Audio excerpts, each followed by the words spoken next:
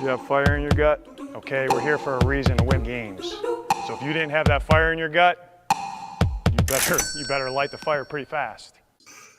And welcome back to the latest and greatest episode of the Shaving Points podcast. My name is Jayden May, joined as always by my co-host Quentin Crisco. And vibes are not high. No, I shaved my beard because vibes are so low.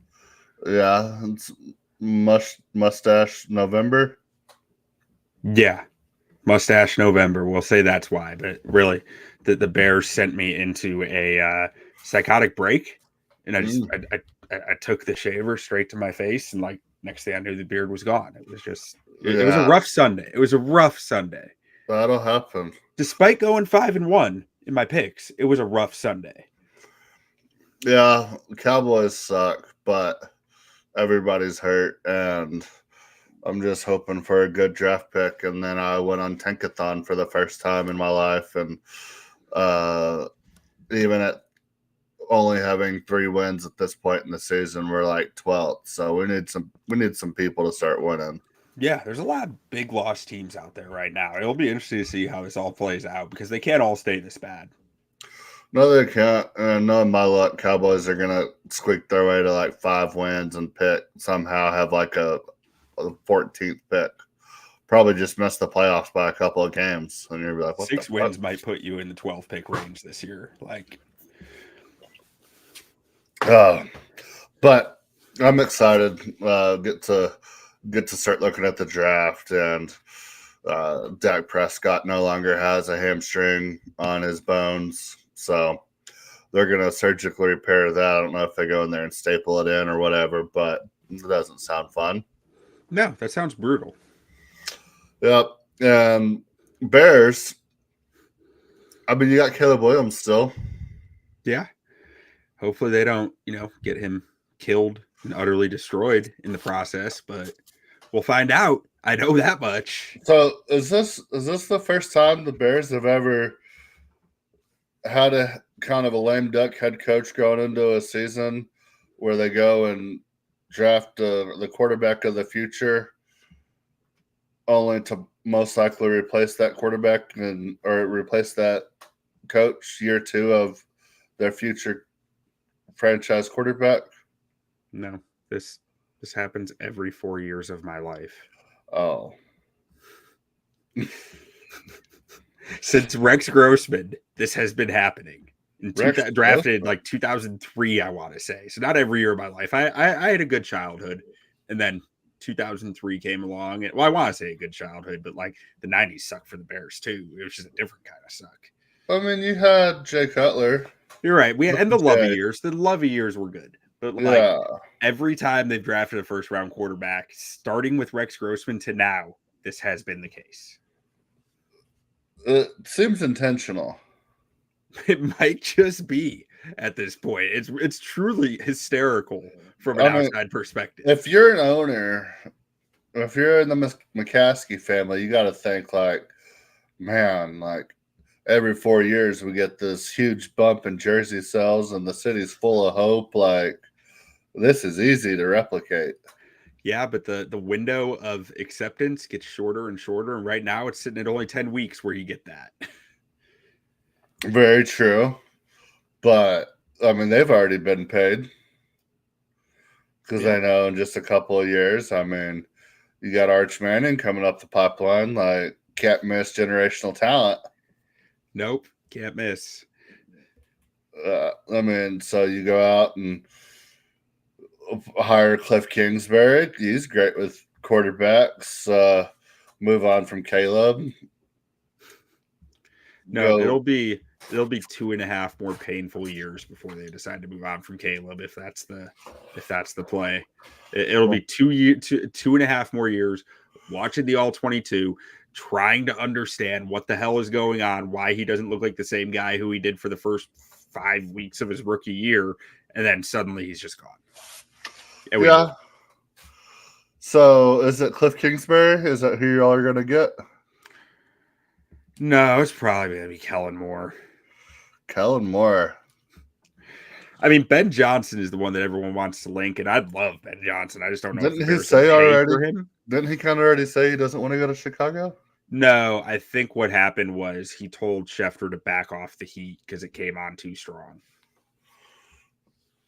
Because it came out strong of like Ben Johnson will coach Caleb Williams, and then it was like, let's pump the brakes. I need some negotiation leverage if this does happen. What if Jerry Jones wants Ben Johnson and then he'll get him. Bears aren't going to compete with Jerry on money. They're just not. But they're one of the oldest franchises. They are. They don't spend money. They're cash poor, man. They're cash. Are they cash poor, or are they just? I mean, they got more cash. Virginia has 83 children. That's a lot. They all get a share of the yearly income. Those Irish Catholics, man. Goodness gracious. She's still popping them out? Maybe. That's a lot of children. I mean, really, I think it's something like 15. Oof. Why doesn't I she could be just get all the mistaken on money? that. I'm not a McCaskey expert. I think it's something like that, though. Man, being born around Chicago, you gotta be kind of shaking your fist that you're not a McCaskey. I mean, it seems like the odds are pretty high. Yeah. They're all over, man. That is brutal. Well, maybe they'll sell the team. Maybe. We'll find out someday.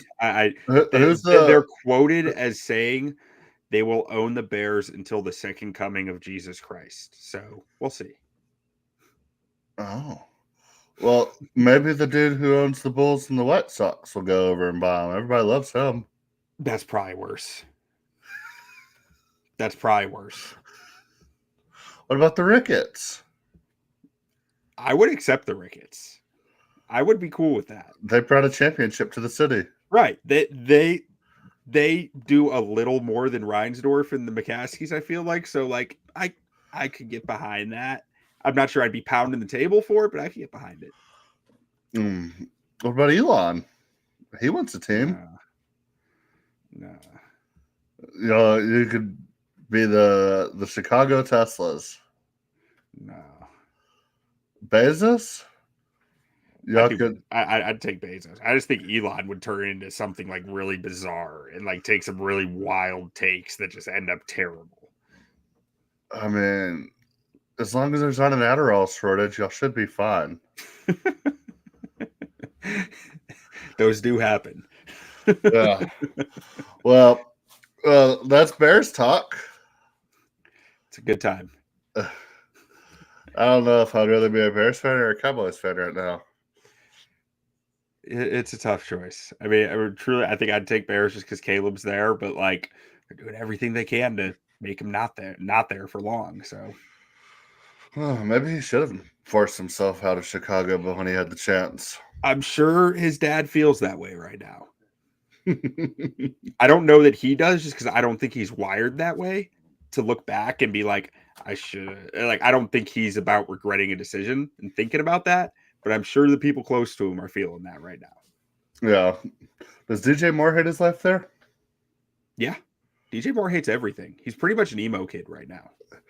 That's crazy. If you look at DJ Moore's career and then you're like, and this is the part where he turns into hating the world? It's wild. Is it because he got paid too? He just got paid. Is this his first time in his career where he actually got his hopes up? Up until now, it's been like, whatever, everything sucks. I'm just gonna go out there and get paid. Then he's like, oh, look, I have other people here that seem like they also play receiver, and I have what seems to be a good quarterback. Is it because he got his hopes up that he's so sad? Maybe. I think he's just sad because he's not getting all the targets anymore. But tough read. Could be it.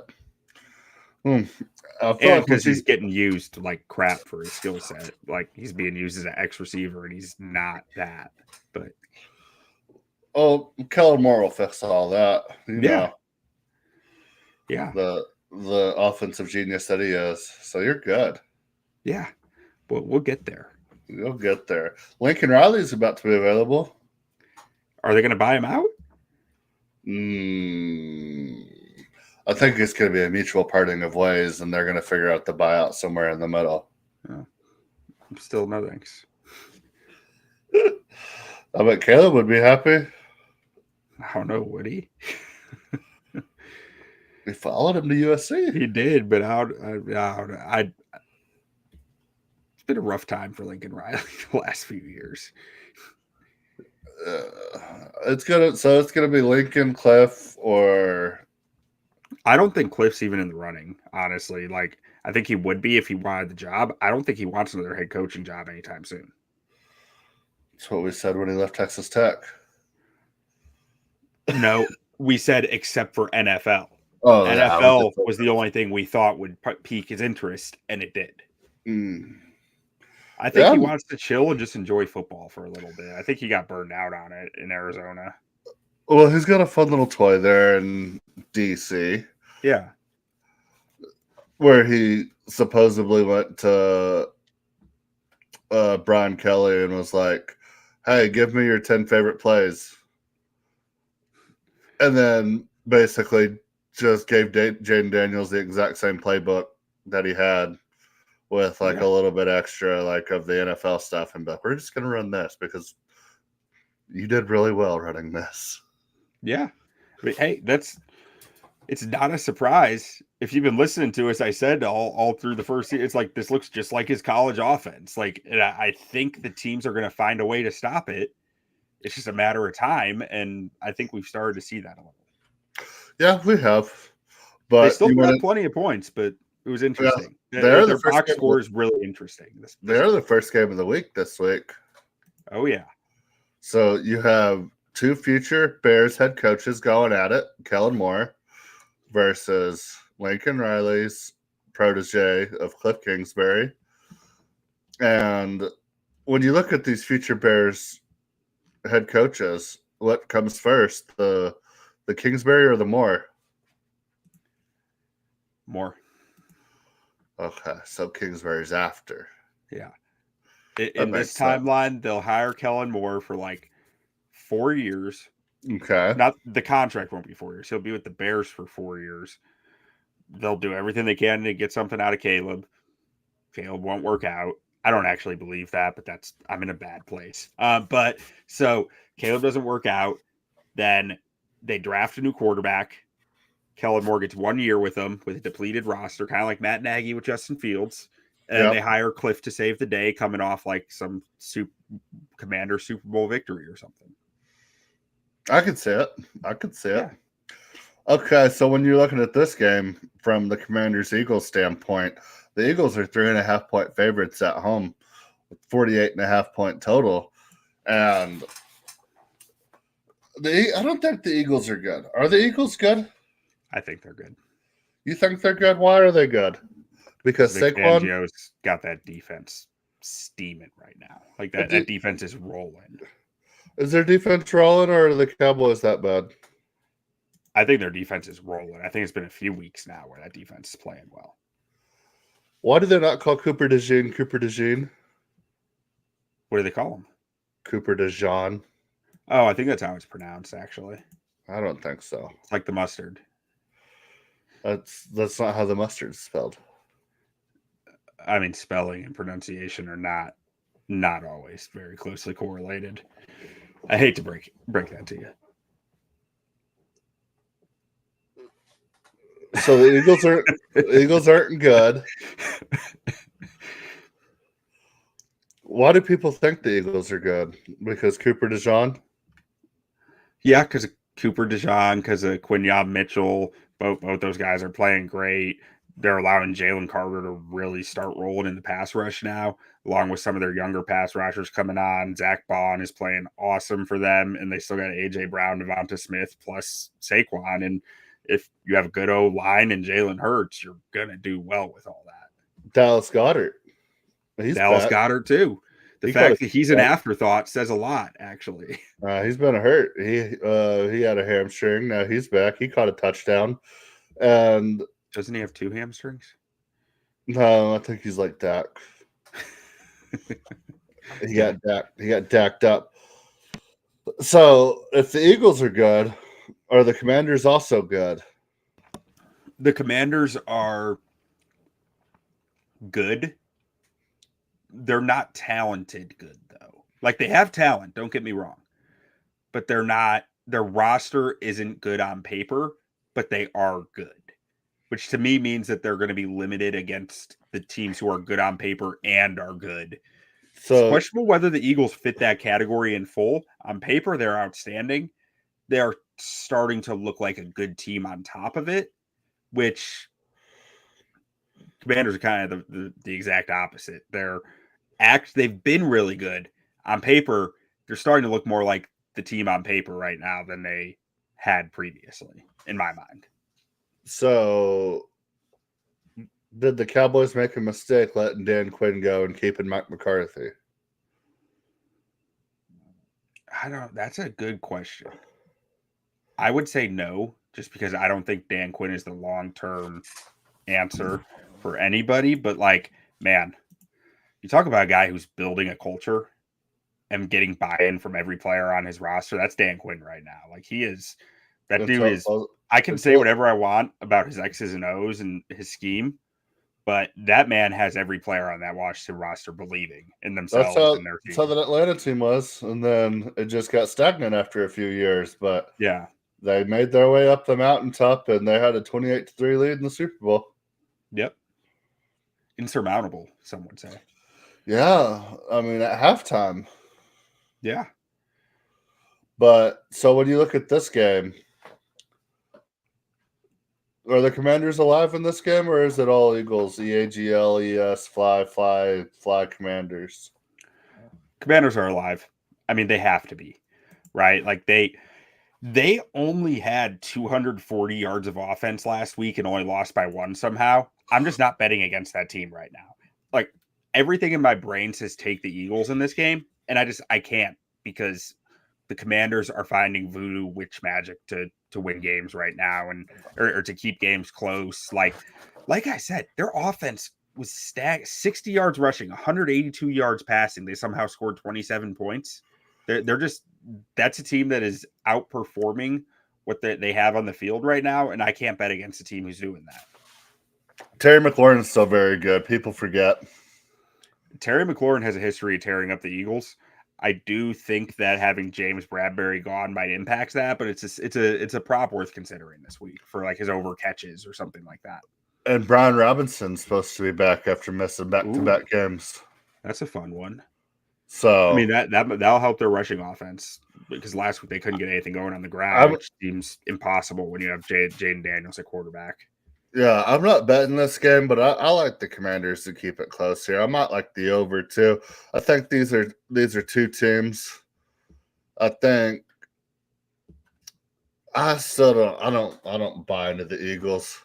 We'll see down the stretch. The NFC is not a very strong conference right now, but I think once they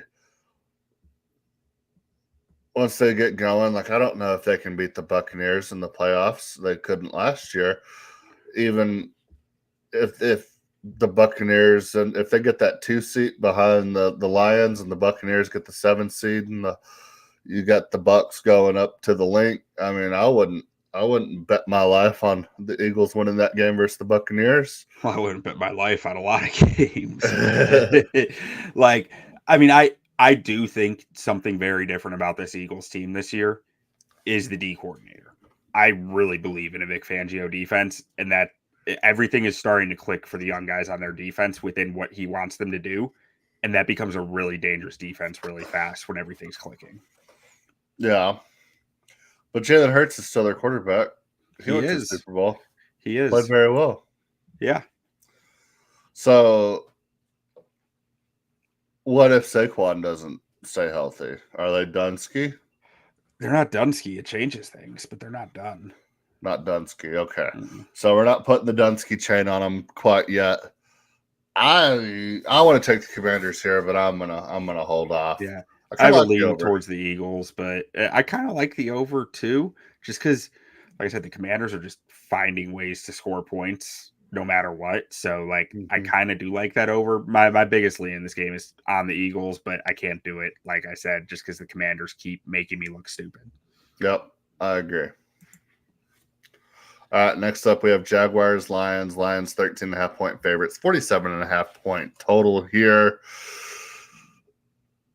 I like the Lions minus 13.5. I'm not going to bet it. It's too big of a line. I don't know if Trevor Lawrence is back or is this Mac Jones again. Mac Jones. Yeah. Jaguars are good enough to like get frisky, especially late in the game, and lose by 10 to 12 after basically getting dominated the whole game. So I can't take this. But I think the Lions roll here. I don't think they have any issues.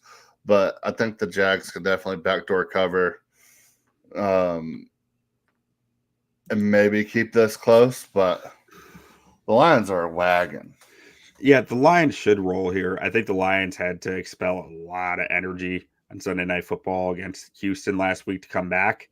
I think that might be a letdown spot for them after that. I don't know if they expended as much energy as just the Texans kind of folded.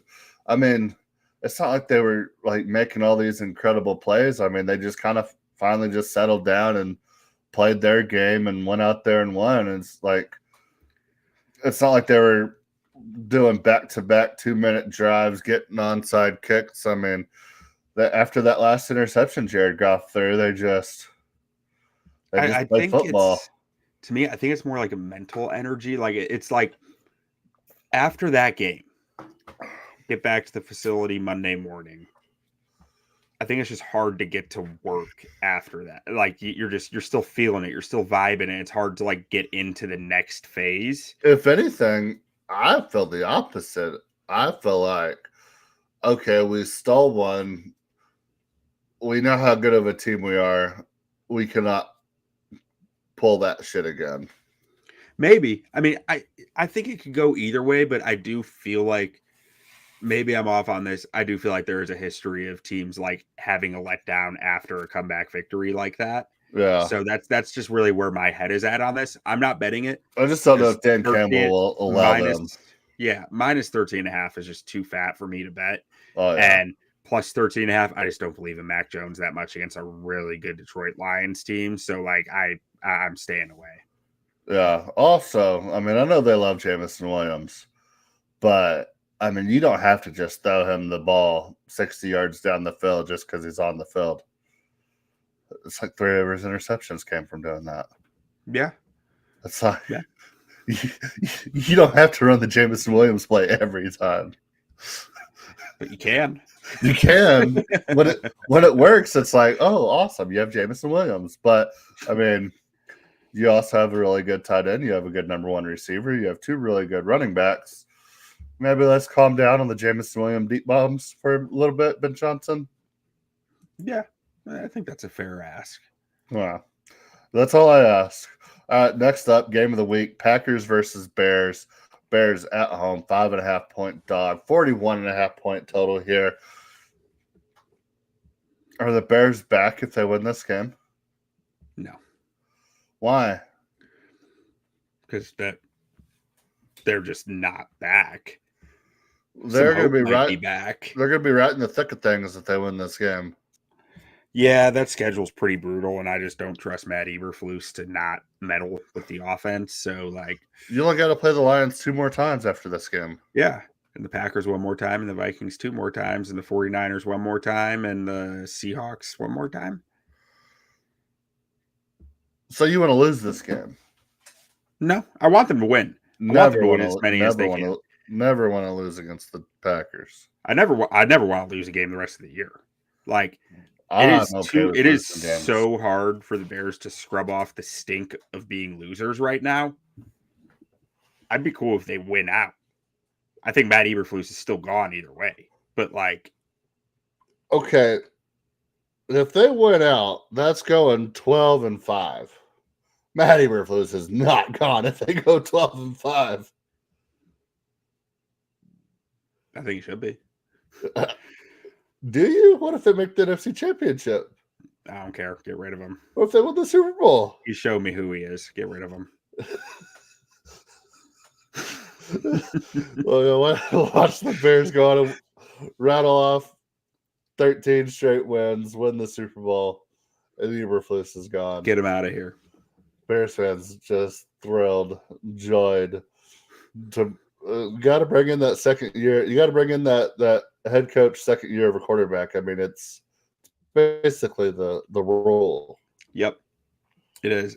I mean, Even if you anyone who knows me knows I am a very rational fan and human being.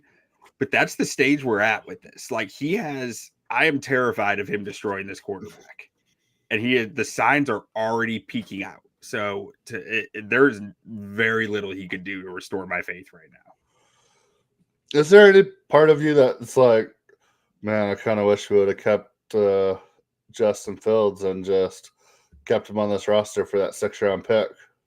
No, not even the slightest bit. Fields would look terrible right now in this. Yeah, but at least you could throw him out there and save Caleb. I guess. I mean, I don't think that's making any difference. I don't think he would be saving Caleb. I think Caleb would still end up playing. It worked for the Panthers. They're the hottest team in the league.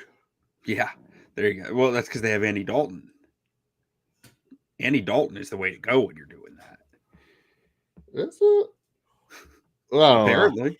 But anyways, on this game, I mean, I'm betting Packers -5.5. I think this number is getting impacted by the Saints having a dead cat bounce last week after firing their head coach. And I don't think firing your offensive coordinator is the same thing as firing your head coach from that aspect. I think the Bears' offensive issues are deeper rooted than an offensive coordinator. I think they root up to the head coach, if not higher than that, which they do root higher than that. But the head coach right now wants his quarterbacks to play a very conservative style of football, make sure his defense stays in good field position and not turn the football over. And you could see that in Caleb's decision-making. I don't think that's an offensive coordinator thing. I think that is a defensive head coach who cares a lot about turnover margin thing. So to me, the offensive coordinator change, it helps a little for the Bears, not enough for this number to be 5.5. I think it should be around 7.5. So Packers.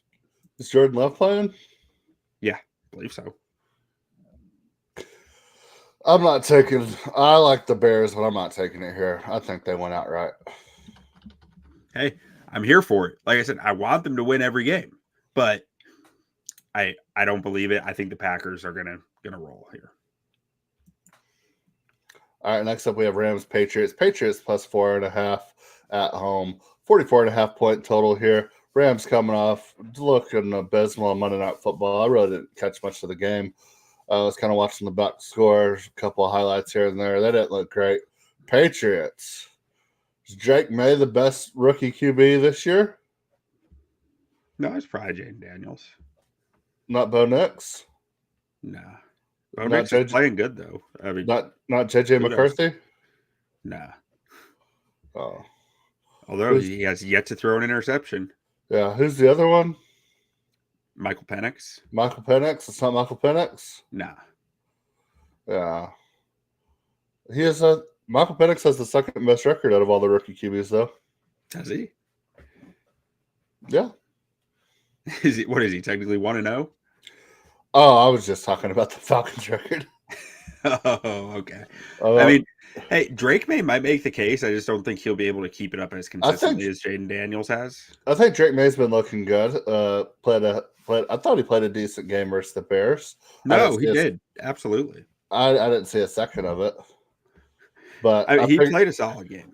I figured he had to play well. Yeah, Patriots looking good. They're going to go out and they're going to rebuild and be the Patriots again in the next 3 years. So that's stupid.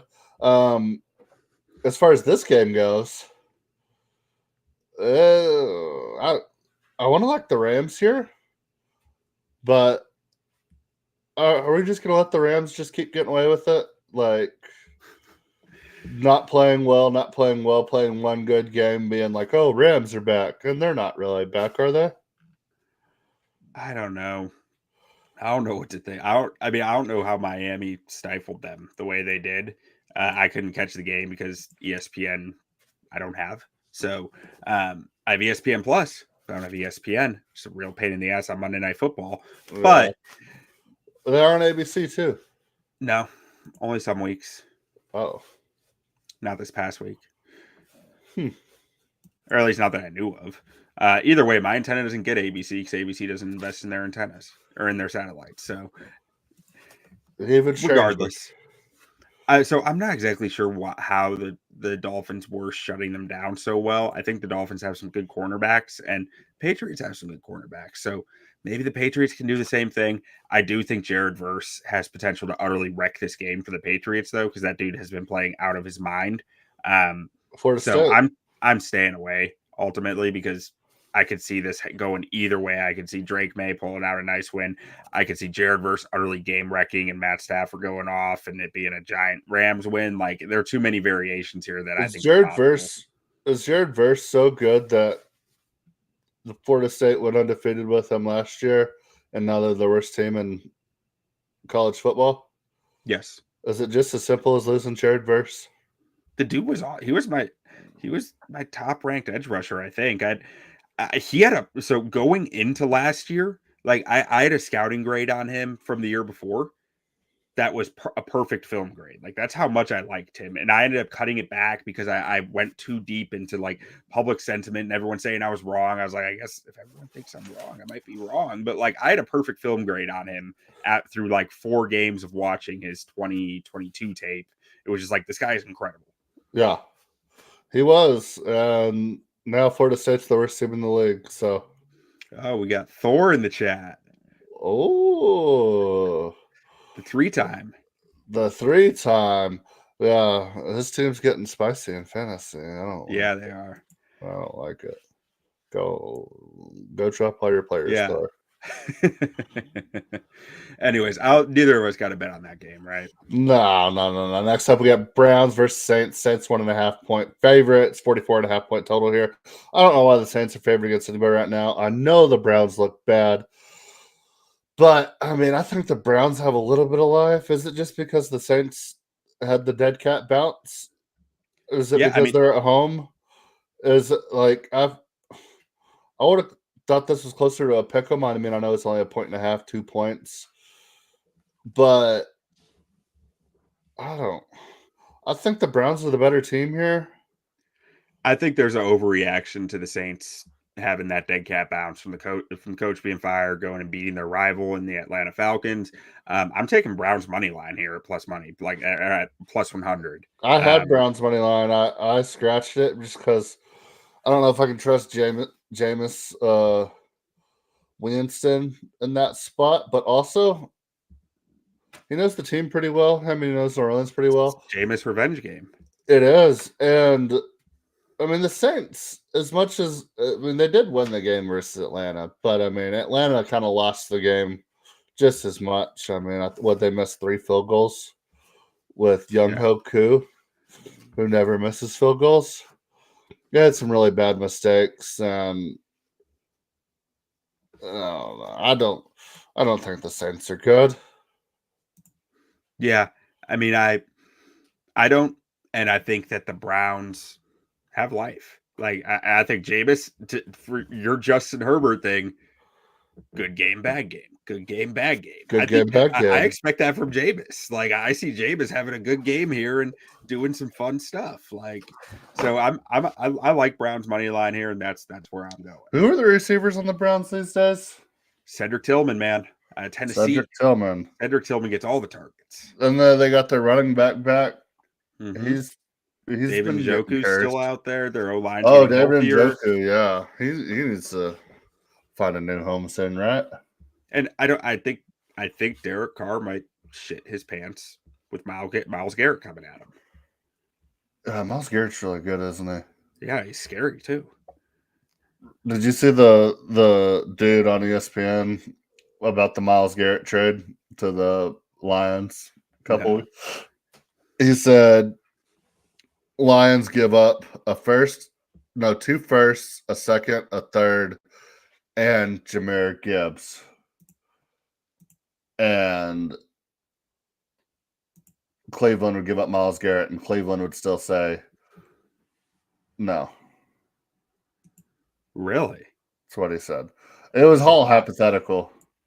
But he was saying that Cleveland would say no in that scenario, and I'm like, absolutely not. Yeah, I don't know about that. 2 first round. 2 first first-round round picks plus picks. Jahmyr Gibbs seems Gibbs like that might get it done. plus a second and a third. It was crazy. Yeah, Chubb is back. I don't know if he'll ever be back to Nick Chubb, but if he can get back to half Chubb, Mhm. he'll be solid. That's all we need in this world is half Chubb. That's what makes the world go around, brother. All right, next up we have Vikings Titans. Titans 5.5-point dogs at home, 40.5-point total. Titans are frisky, and I think this is a game the Titans can win. I'm not betting it, but with the way that defense plays, They're good. and I mean, Will Levis is just crazy enough to where I think Titans are live in this game. Live. I would like them on the money line probably more than the 5.5 because, well, I don't know. Ooh, They do lose close games quite a bit. spicy parlay of the week. Browns, Titans, Chiefs. Yeah. That could get real Money spicy. line. Money line, all three of them. Yeah.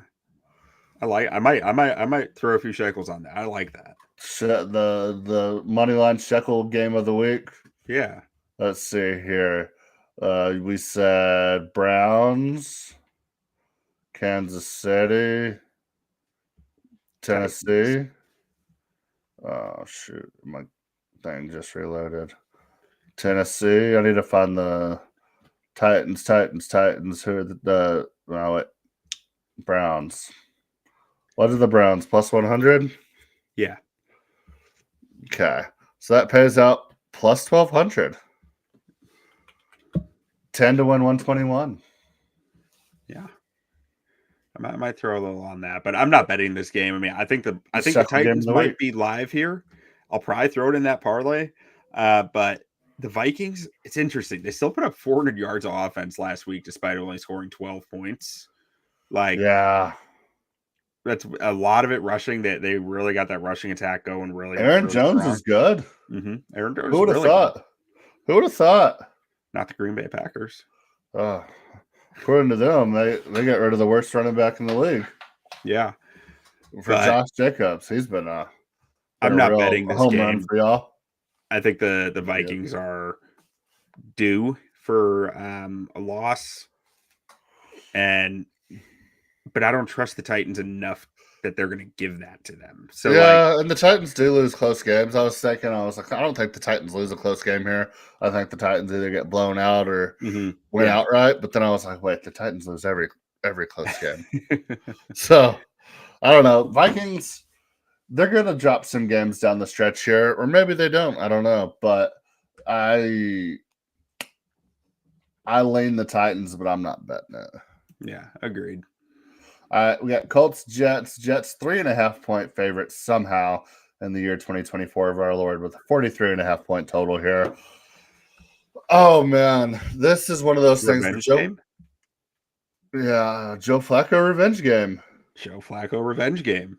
Yeah, I was about to say. I mean, Joe Flacco. I thought he would bring more. They've looked so bad these past 2 weeks. I don't know if it's a Joe Flacco thing. I don't know if the team is just kind of dog shit right now. But Jonathan Taylor kind of started getting going last week. He looking spicy. And A.D. Mitchell is becoming a threat. One of these days it's gonna happen, man. I mean, I've only been preaching it all season, and I feel like all the dynasty dudes out there and film guys are like, it's coming, it's gonna happen. But I feel like that's also half his college career was saying it's gonna happen, and then it just never really happened. So yeah, I love A.D. Mitchell. I think it's gonna happen, but he's never proven it to happen. So we'll see. I've heard this is the week. Also, we got to talk about Sauce Gardner a little bit. Yeah, is he struggling? I think he's off the sauce. I think he's just a Mod Gardner now. He's sauceless? Yeah, Sauce done lost his sauce. But he didn't get lost in the sauce, did he? No, I think he just doesn't care. I don't think he's out there saucing it up. I think he's just like, I play for the Jets and I went and got 2 All-Pros. I mean, I got Defensive Rookie of the Year, and this is how they repay me. Well, if you got no sauce, you're lost. He's lost without the sauce. Yeah. But you can't get lost in the sauce either. That's almost as bad. Almost as Yeah, bad. Not quite, but almost. not quite, but yeah. I mean, I think sauce is. I think he's lost the sauce and he's just a mud now. So what did he downgrade from like A1 to just like Worcestershire. yeah, that's a good one. He's no longer A1 now; it's just Worcestershire. Yeah, that sounds right. And buddy from the Texans is now the best defensive back from that class. Yeah, Derek Stingley. Stingley. I always want to say Singletary. Too many Singletaries, Stingleys. But yeah. Stingley, number one DB from that class, just like everybody suspected. Interesting. What do you think about this game, though? Are you taking Colts, taking Jets, taking over or under? I can't take the Jets versus anybody right now. I'd probably lean Colts plus 3.5, getting the hook. But I don't know. The Jets are dead. I don't know what they're doing. They're 3-7. I don't think them winning out. I don't think they even make the playoffs at 10-7 right now. I think the Bengals would have the better shot at being the last 10-win team to make it at the 7th spot. So yeah, I don't see this Aaron Rodgers run the table scenario. I think the Jets are completely dead.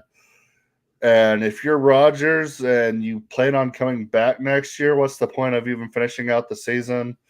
I mean, I know you missed all of last year, but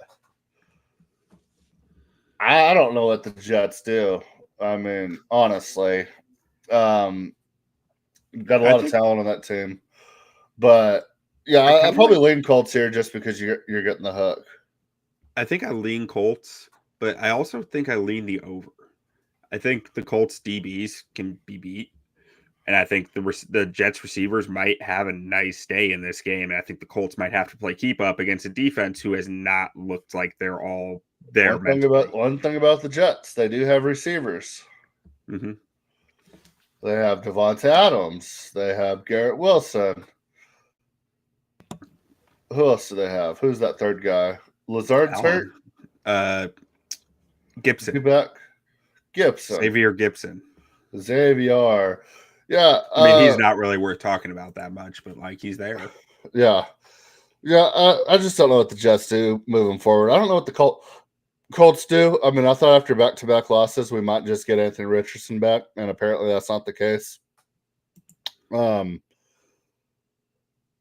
Yeah, this is kind of a must-win game for the Colts if they want to have any shot at the playoffs. And I mean, I guess the Jets could run the table and go 10-7. So this is really and truly, I guess, the last stand for Aaron Rodgers and the New York Jets. Well, they only got 6 losses right now, so the Jets, right? Or no, I'm sorry. Yeah, okay, you're right. I was looking at the Colts. Colts, yeah, no, the Colts. They won this game. They're 5-6. I mean, their future is bright. But yeah, the Jets can't lose another game, and I don't. Yeah. I think they do lose another game, so I think they're dead. Raiders, Dolphins. Dolphins are a sneaky team right here, okay? So after last week, they go and they beat what we thought was a surging Rams team that was about to make some big moves in the NFC. And the Dolphins just kind of go out there and just kind of beat them handedly. Like you said earlier, you didn't really get to catch much of the game. And Dolphins are 3-6. So, I mean, they win this game, they get to 4-6. They could string together something along there. I mean, I think they still got to play the Jets twice, if I'm not mistaken. Is Tyreek Hill still good? No, I don't think so. I think he's lost his burst, and he was a decent receiver underneath before, but a lot of that came from the big playability to take a 7-yard slant to the house. I don't know if he has that anymore, and he is getting old. Yeah, and I expected him to wreck shop against the Rams, and he didn't. And like that was my first time I really thought like if he can't beat that Rams secondary, he might just be shot. Like he scored a Yeah. touchdown, but he had like 12 yards or something. Let's see. I can pull it up right here. He had. Oh, I'm on the Dolphins. All right, Tyreek Hill 2 for 11, no touchdowns. Yeah. Oh, I thought he had a touchdown. No. Maybe I'm mistaken. Malik Washington had a touchdown. I knew that. You get them confused pretty easily. But no. Rushing. Oh wait, I was on rushing there. Never mind. Okay. Receiving. Yeah, 16 yards. Yeah, 3 for 16 and a touchdown. Yeah, my bad. I was looking on the rushing side. Okay. You good? Yeah, 3 for 16 though. About the same as far as attempts and yards. Yeah. Yeah, I mean, he's going to have to figure out how to be a more crisp route runner if he wants to keep having success in the league. And I mean, I think there'll be games though where I still think he's kind of like that Deshaun Jackson type to where even later in his career, I think he's got enough to where if you're not paying attention, he can burn you. But he's not the Tyreek. Well, I mean, this will be another game where they have fans. Yeah. Like the Raiders' cornerback room is nothing to really write home about. Yeah. Are the Raiders just quietly the worst team in the league because so many other teams are bad? Nobody's talking about how bad the Raiders are? Dude, I don't know because they lost the Rams by 5. They lost the Chiefs by 7. They lost to the Browns they beat the Browns by 4. They beat the Ravens. They beat the Ravens by 3. Like they've been feisty, but they don't win. So like I can't bet this game. I don't trust the Dolphins to blow them out, and like they got blown out by the Broncos Raiders at all because they don't have a quarterback.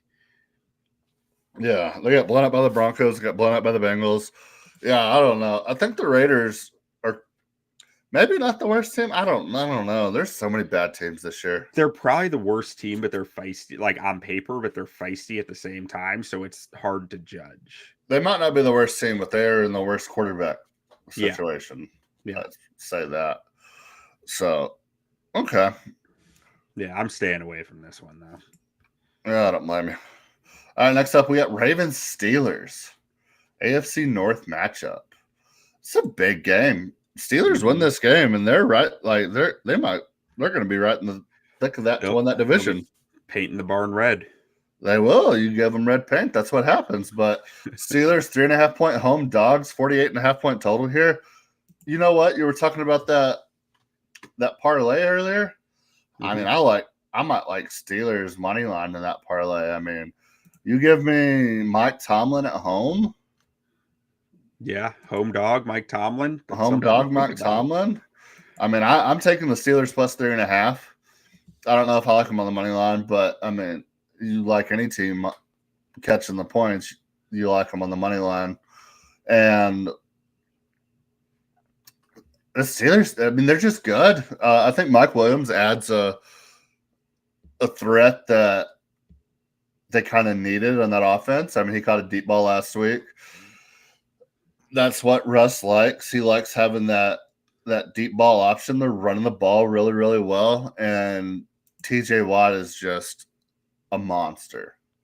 So I'm taking Steelers plus 3.5. I actually don't love them on the money line here. I think they're going to play a tight game, but I do think the Ravens' talent is going to end up showing out. I could be wrong about that. Like I like the Steelers to cover, so I like them enough to think they have a chance to win, but I don't know. Like I don't love the money line pick. I love getting the hook though. At home, Steelers, Mike Tomlin dogs. I love the hook here at plus 3.5.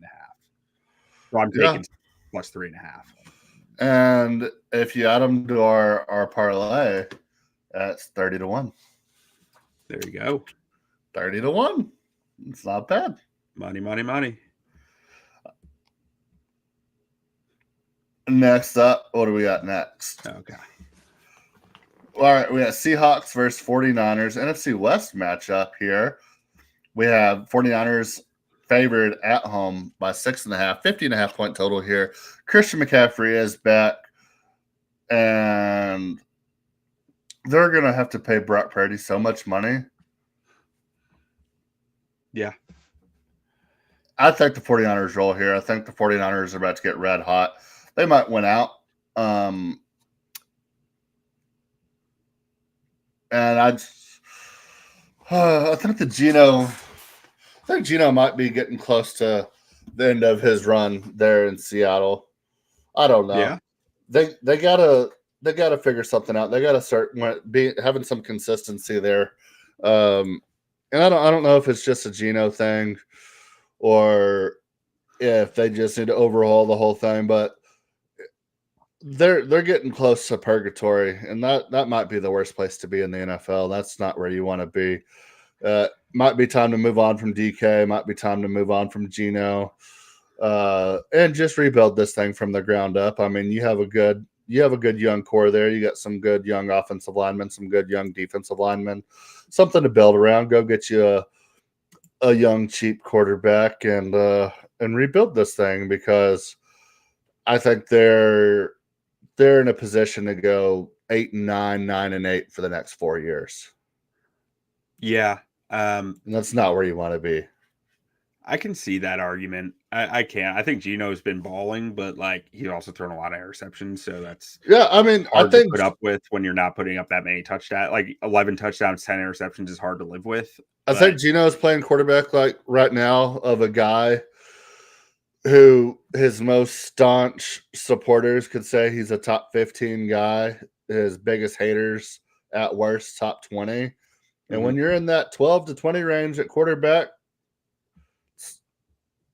tough place to be. We talk about it all the time. It's like, would you rather know you're bad and be bad and have something to build towards, or you need quite possibly everything to go perfect in your favor for even a chance at a Super Bowl run? Yeah. I mean, it's a weird spot as far as this game goes. Oh, I think it's 49ers. I'm not betting it. It's at 6.5 just because it's a division game. But I think 49ers is about to steamroll. Yeah, I think they're about to just go on a massive run. I'd lean towards 49ers, but I can't actually bet it because Seahawks are coming off a bye, and I just don't know what this coaching staff looks like off a bye. Like they might be world beaters, it might be nothing, but like I have no evidence to either side, so I'm just avoiding it. Yeah. Also, free Jackson Smith and Jigba. Hey, he had their last game. I know they got freed. Yeah, that's what I'm saying. Keep throwing him the ball. Yeah. Take the training wheels off. I don't know what it is, but he's such a good receiver. Just throw him the ball. All right, next up we got Falcons Broncos. Broncos 2.5-point favorites at home. 43.5-point total here. Broncos are a good team. Sean Payton's got this team rolling. I don't think they're a great team. I think you have to play mistake-free football against them in order to win, though. I don't think they're going to turn the ball over. They're going to play good defense. I don't know if the Falcons can do that against them. I don't know. Kirk Cousins is still Kirk Cousins in the fact that he could throw 6 touchdowns one week and then look like shit the next week, but this Falcons team, man, I would have. They're in a tough spot now. I mean, is this the most Falcons team of all Falcons? That's ever Falcons. I'm so glad I quit the Falcons 2 years ago. They would have killed me, because this team right here, sitting at 6-4, they could easily be 4-6, and they could also be like 8-2 right now. I mean, they're all over the map. 6-4 is the perfect embodiment of this team. I could see them losing this game, going to 6-5. Broncos. I think the Broncos make the playoffs, and they got to win this one if they make the playoffs. So Broncos get this one, they go to 6-5. Falcons go to 6-5.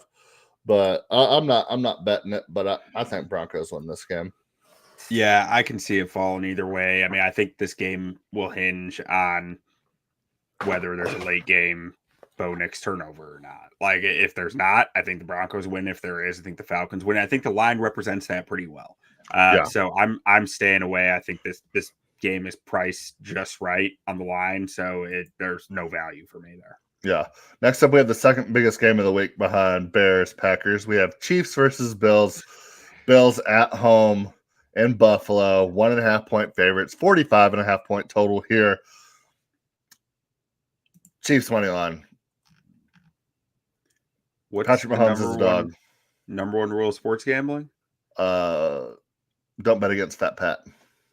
Yeah, always take Pat Mahomes at plus money. Always. You never Like, want to be the loser on Monday saying, I cannot believe I bet against Patrick Mahomes. Right. If if everything was equal, but this was a different quarterback than Pat Mahomes, Jalen Hurts. I would be on the Bills in this game. Bills at home -1.5. Dak Prescott. I'm not betting against Josh Allen at home -1.5. That's an easy bet. But like Lamar Jackson. you throw, I'm still taking Bills. I'm taking Bills too. But if not it's Pat against Mahomes, even and though Andy they're an Reid. undefeated team that keeps like squeaking by on victories and seems like they're due, it's still Pat Mahomes at plus money, and you have to take it. People say they can't keep getting away with it. They very much can keep getting away with it because Isaiah Pacheco just activated? Yeah, I mean he's about to be back soon. Everybody thought people just kind of forgot that Rashee Rice didn't tear his ACL, and he could be back in a couple of weeks. I thought he did. He's just strained his. I think he just strained his PCL, if I'm not mistaken. Oh, okay. I dropped him in fantasy, but like it was probably just because he's not. Maybe really I'm back wrong. there until Maybe I got bad playoffs. information. One day ago, update. You can't find any updates on the internet these days. I don't know why I even searched. But yeah, I think it's if he even does come back, it'll definitely be playoffs. So I think fantasy wise, he's done for. But yeah, I want to say I saw something that it's like, oh yeah, he could easily play like all the playoff games. But maybe that was bad information. But anyway, the Chiefs just do everything well. I mean, Pat McAfee, I saw him breaking it down on his show the other day about how they found a specific guy to go after in that field goal block, to where like they showed his form and everything, and that he was like, I guarantee you they had this on film. And they show the dude on the field goal block, and like he's completely on his heels, leaning back, and three guys basically just go through that dude's face to block the field goal. And I'm like, yep, that looks like pretty good coaching out there. Like, Yeah.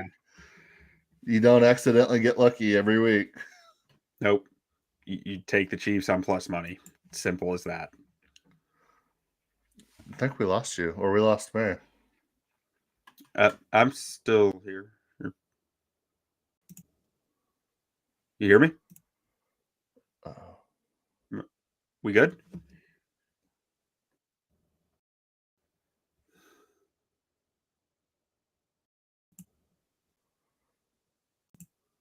We good?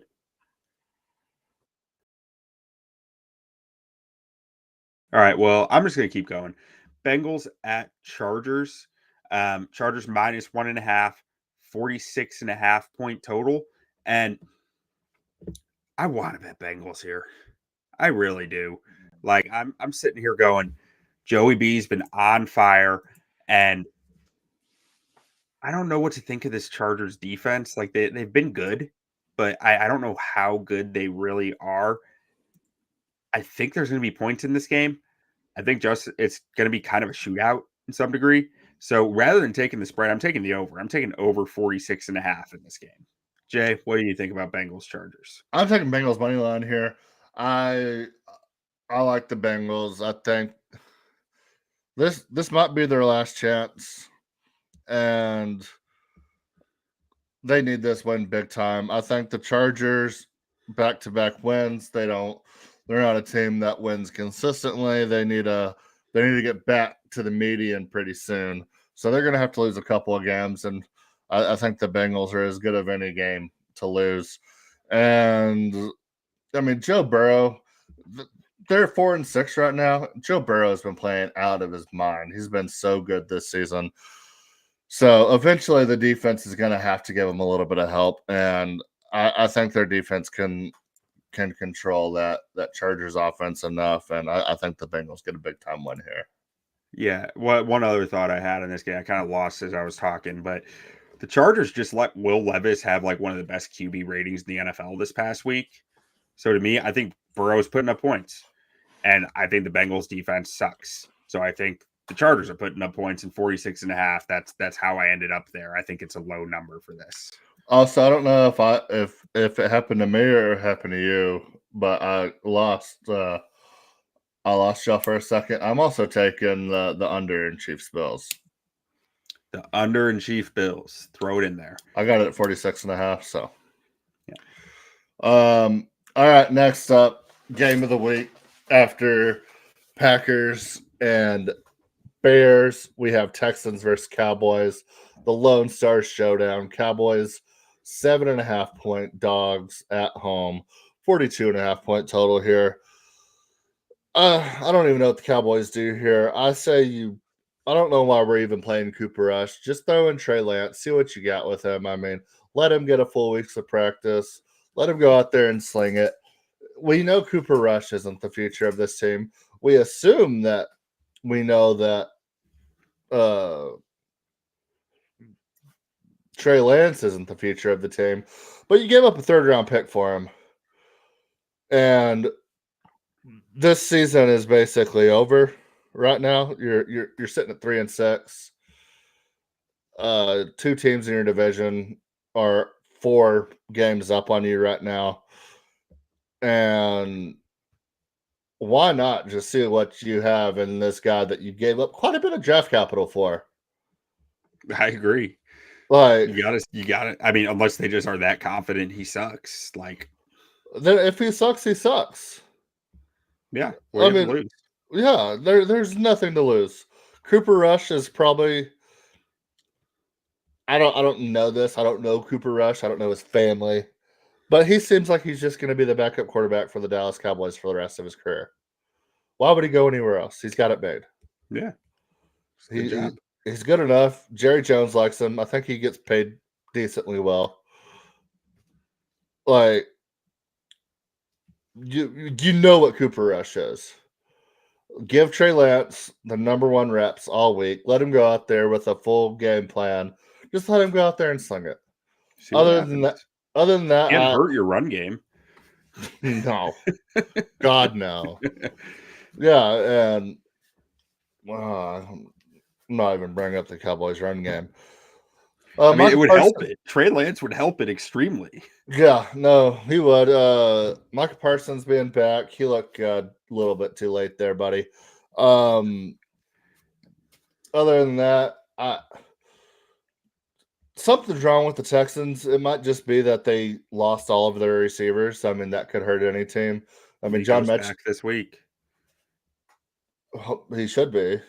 He was on the sideline last week. Yeah, they said that he could have gone last week, but they decided to play it safe, so they waited till this week.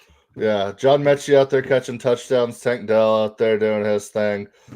I think the Texans are still a very, very good team. I think they should cover this game, but you never know. 7.5 is a big number on the road. Not really a rivalry, but kind of a rivalry for the fans. Houston and Dallas, the cities don't really get along very well. They kind of very different cultures. Yeah, they kind of hate each other. So it should be fun. I think it'll probably be a packed Houston crowd, I would assume. So, yeah, it'll be a fun game. I expect the Texans to win pretty handedly.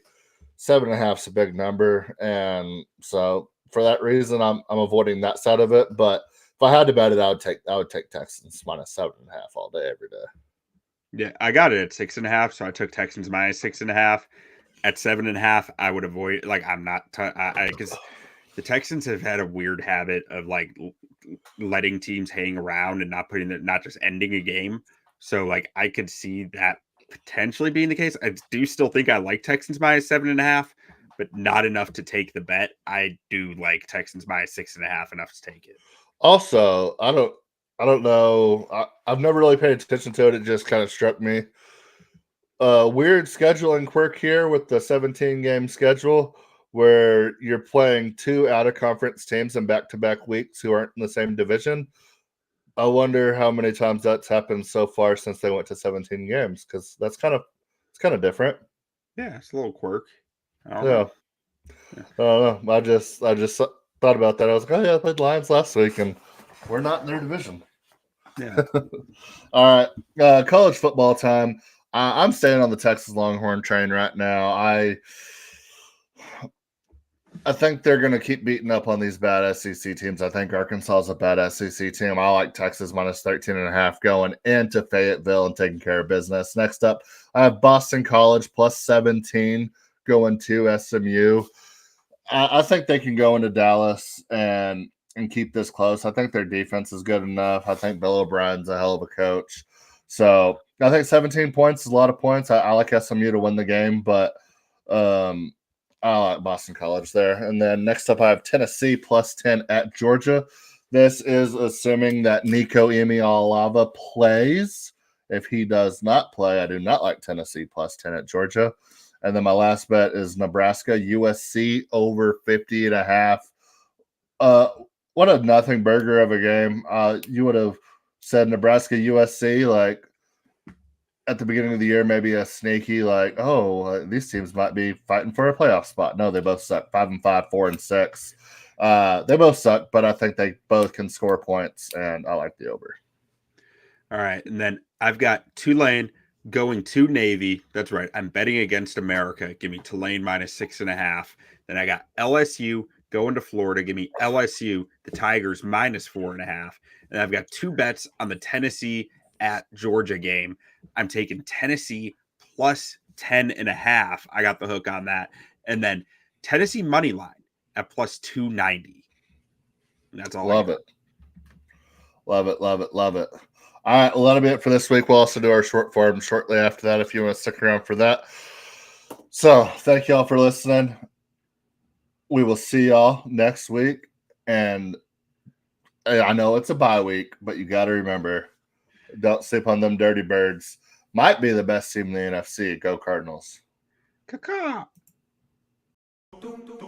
That's how we've won all year, team, right? Hey, you held them to 20 points, man. Yes, you sir. gave us a chance at the end. I got 3 words for you.